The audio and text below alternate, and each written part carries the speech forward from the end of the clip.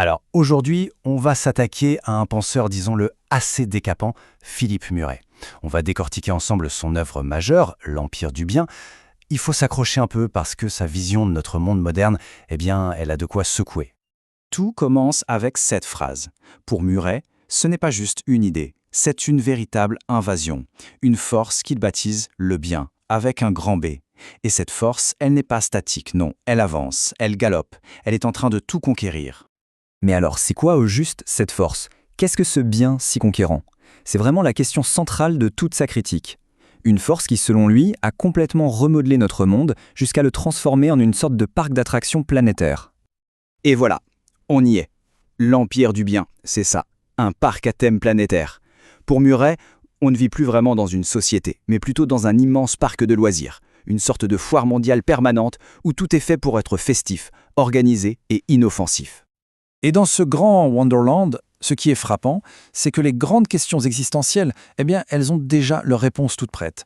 Des concepts comme la démocratie, les droits de l'homme, la famille, ce sont devenus des dogmes, des vérités tellement évidentes qu'on ne peut plus en débattre. Il n'y a plus de place pour le doute ni pour le mystère.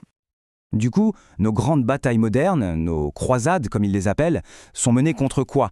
Contre le sexisme, le racisme, la pollution. En fait, contre des choses sur lesquelles tout le monde est déjà d'accord pour dire que c'est mal. On se bat contre des évidences.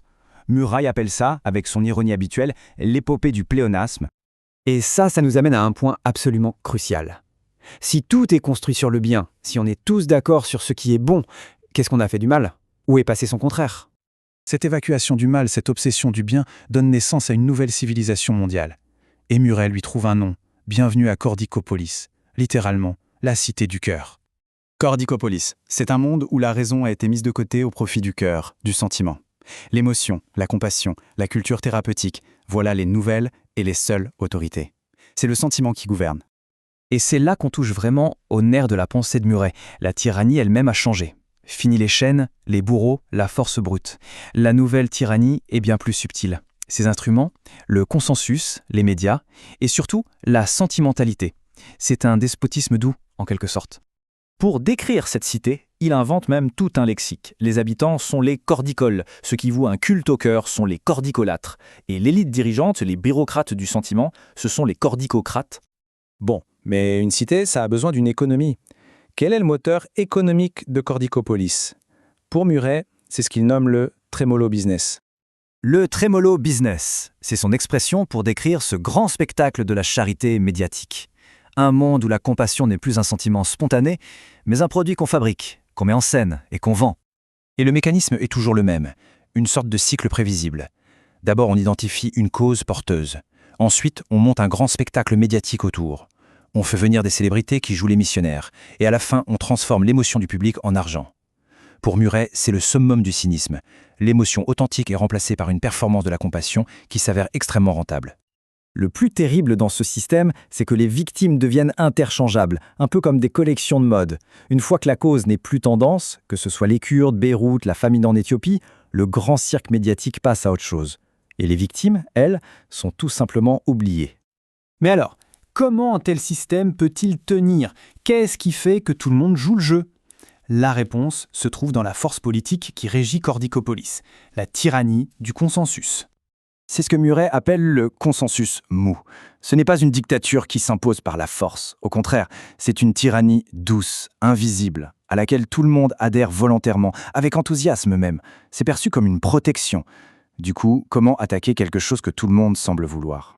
Et il a identifié l'arme rhétorique absolue de ce consensus. Cette petite phrase qu'on a tous déjà entendue, « Ah oui, mais ça n'engage que la personne qui le dit ».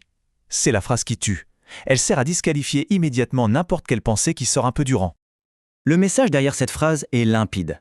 Une perspective personnelle, singulière, est illégitime par défaut. Seul le point de vue collectif, le sentiment partagé, le grand « nous » a une quelconque autorité. L'individu doit s'effacer. La sanction a donc changé de nature. Avant, le dissident risquait la punition physique, la prison. Aujourd'hui, la punition, c'est l'invalidation sociale. On n'est pas emprisonné, non. On est juste ignoré, rendu insignifiant. Alors au final, quel est le prix à payer pour vivre dans cet empire du bien qui a l'air si parfait en surface? C'est quoi le coût caché de tout ça? Pour Murray, la conséquence ultime, c'est ce qu'il appelle la colorisation du monde. Il prend cette métaphore des vieux films en noir et blanc qu'on recolorise pour les rendre plus agréables.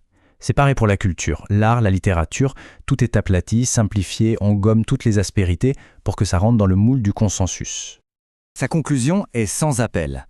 L'art, le vrai, celui qui dérange, qui transforme, ne peut plus exister. Pourquoi ? Parce que l'art s'est toujours construit en opposition aux valeurs dominantes. Mais s'il n'y a plus de valeurs à contester, seulement des bonnes causes évidentes pour tout le monde, alors contre quoi l'art peut-il encore se battre ? Et il faut bien insister là-dessus. L'œuvre de Murray est un diagnostic, pas un programme politique. Il ne propose aucune solution, aucune porte de sortie. Il se contente de décrire un désastre, tel qu'il le perçoit. C'est donc sur cette question, assez vertigineuse, que Murray nous laisse. Dans un monde qui réclame un accord permanent sur ce qui est bien, qui exige cette gentillesse de tous les instants, quel est le prix à payer pour une seule, unique pensée qui oserait aller à contre-courant ? C'est peut-être ça, le véritable coup caché de la vie dans l'empire du bien.